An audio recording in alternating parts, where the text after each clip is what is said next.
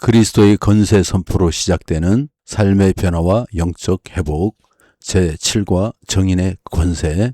예수님께서는 부활 후 제자들에게 하나님 나라가 언제 완성되는지를 먼저 말씀하지 않으셨습니다.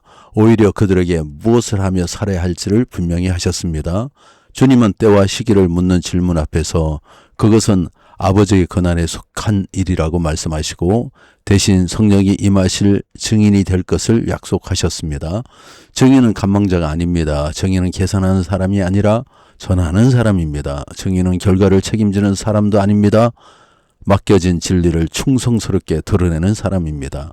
권세 7가는 우리가 왜 이 땅에 남겨졌는지, 왜 성령을 받았는지, 그리고 왜 복음을 전해야 하는지를 다시 분명히 붙들게 하는 말씀입니다.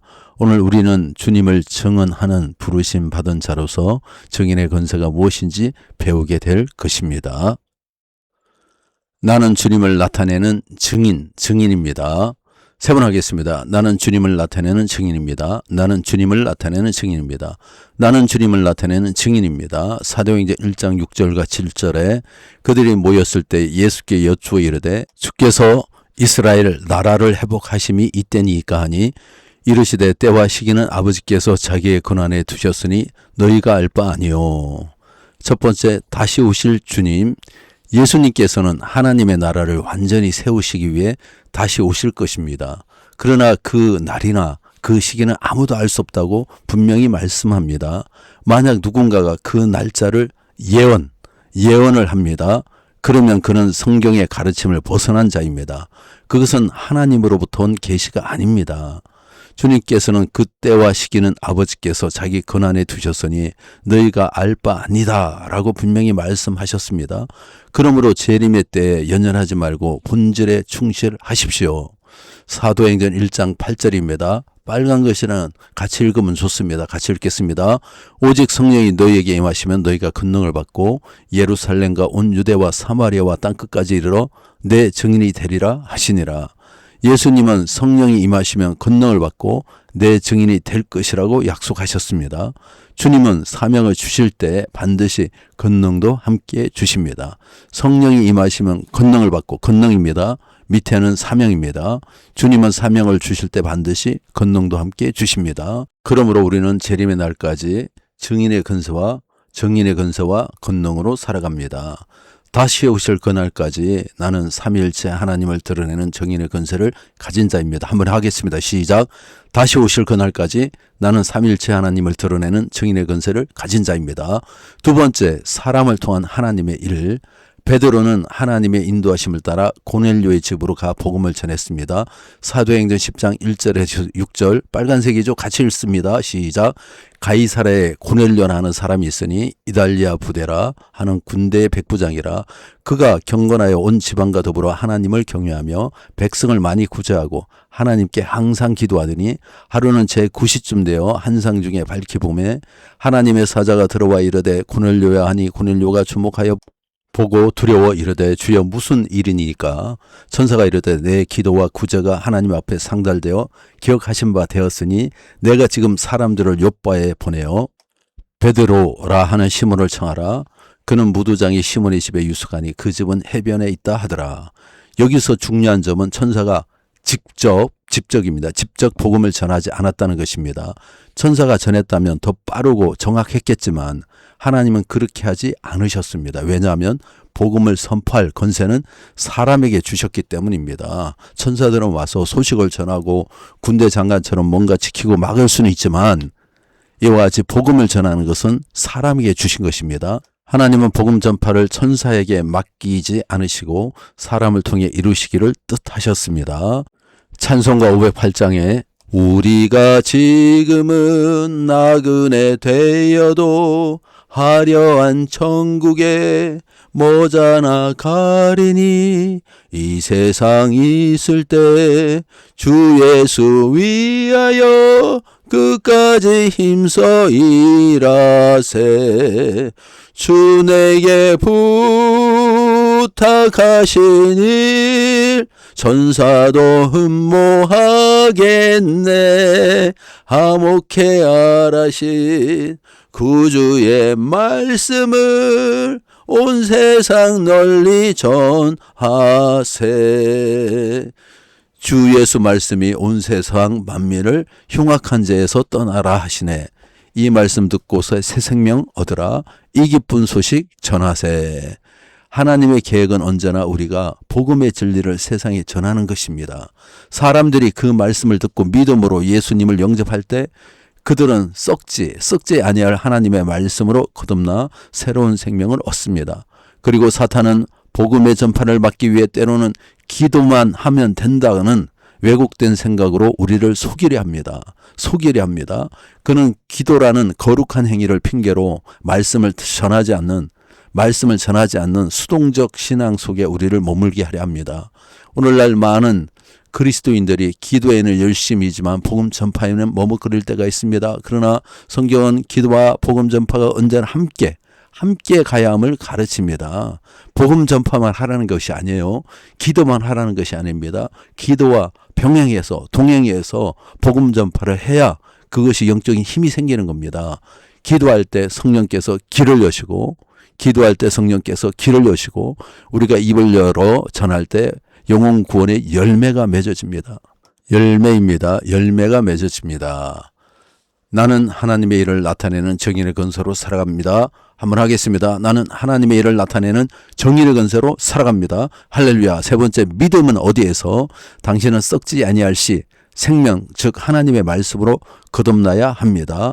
베드로전서 1장 23절에 거듭난 것은 썩어질 씨로 된 것이 아니요 썩지 아니할 씨로 된 것이니 살아있고 항상 있는 하나님의 말씀으로 되었느니라.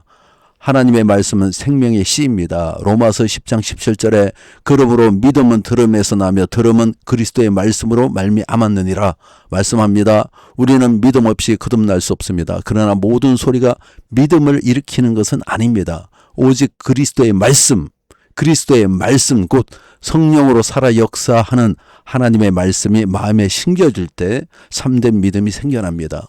그러므로 말씀의 씨를 세상 속에 뿌리십시오.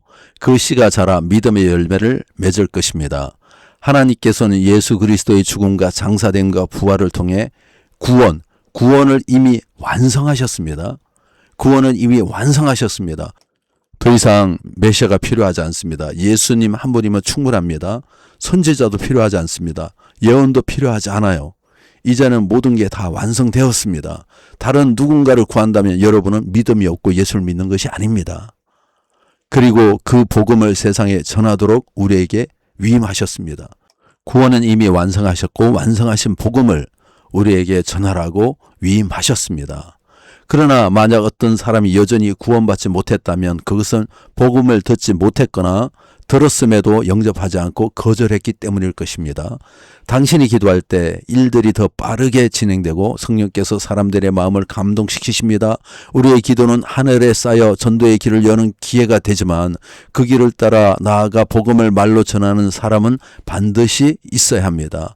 복음을 전하는 사람, 그 누군가가 바로 여러분이기를 소망합니다. 우리이기를 소망합니다. 나이기를 소망합니다. 네 번째, 오늘 우리가 감당해야 할 사명. 하나님은 가능한 한 많은 사람이 진리의 말씀을 듣고 구원받기를 원하십니다. 그렇다면 이제 우리가 할 수 있는 일은 무엇일까요?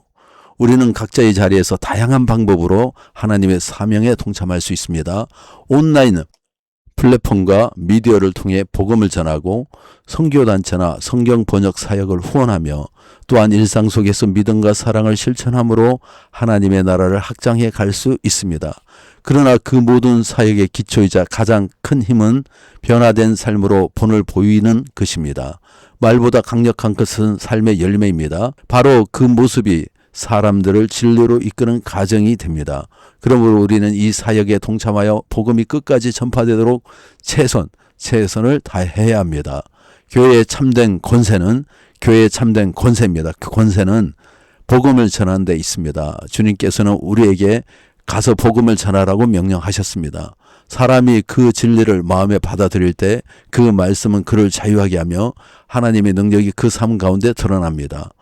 하나님은 우리가 그분의 말씀을 따라 살고 또한 담대히 전함으로 세상 가운데 선한 영향력을 흘려보내기를 원하십니다. 우리는 복음을 전하는데 멈추지 않고 그 말씀을 우리의 삶과 선택과 열매로 입증함으로써 복음의 진리가 얼마나 능력이 있는지 더욱 분명하게 드러내야 합니다. 로마서 1장 16절은 이렇게 선포합니다. 같이 읽습니다. 내가 복음을 부끄러워하지 아니하노니 이 복음은 모든 믿는 자에게 구원을 주시는 하나님의 능력이 됨이라. 먼저는 유대인에게요 그리고 헬라인에게로다.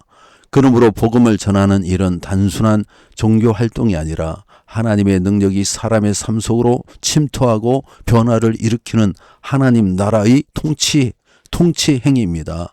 그럼에도 오늘날 많은 그리스도인들이 복음 전하기를 두려워하여 기도에만 머무를 때가 있습니다. 더 이상 간청만 하지 말고 하나님의 전신갑주로 무장합시다. 이제는 행동으로 응답하여 복음의 능력을 세상 가운데 드러내는 하나님 나라의 군사로 서야 합니다. 일단 해보시기 바랍니다. 전해보시기 바랍니다. 고린도전서 1장 21절 하나님께서는 전도에 미련한 것으로 믿는 자들을 구원하시기를 기뻐하도다. 하나님은 우리의 부족한 말, 떨리는 음성, 조심스러운 대화까지 사용하셔서 누군가 인생에 구원의 씨를 심으십니다. 그러므로 우리는 복음을 전하는 책임을 회피하지 말고 예수님의 이름으로 정언하는 자로 살아가야 합니다. 그것은 우리의 선택이 아니라 하나님께서 우리에게 맡기신 고귀한 부르심입니다. 고백합니다. 같이 읽겠습니다. 나는 증인이 되는 권세와 능력을 모두 주님으로부터 받았다. 나는 증인이 되는 권세와 능력을 모두 주님으로부터 받았다. 나는 항상 영혼 구원을 위해 효력이 있는 중보 기도와 복음 전달자로 살아간다. 나는 항상 영혼 구원을 위해 효력이 있는 중보 기도와 복음 전달자로 살아간다. 나는 성령님과 동역하여 직접 간접으로 말씀을 풀어 제자를 세운다. 나는 성령님과 동역하여 직접 간접으로 말씀을 풀어 제자를 세운다. 밑에는요 권세와 증인입니다. 권세와 증인 세 번 하고 마치겠습니다. 나는 주님을 나타내는 권세를 가지고 증인의 삶을 살아간다. 증인의 삶을 살아간다. 할렐루야. 나는 주님을 나타내는 권세를 가지고 증인의 삶을 살아간다. 나는 주님을 나타내는 권세를 가지고 증인의 삶을 살아간다. 나는 주님을 나타내는 권세를 가지고 증인의 삶을 살아간다. 한 번 더. 나는 주님을 나타내는 권세를 가지고 증인의 삶을 살아간다. 할렐루야. 여러분 잘 따라오고 계십니까? 하나님께서는 복음을 천사에게 맡기지 않으셨습니다. 그분은 사람을 택하셨고 우리에게 말씀을 전할 권세를 맡기셨습니다. 저와 여러분이 고백할 때, 선포할 때 하나님께서 도우시고 성령이 충만해집니다.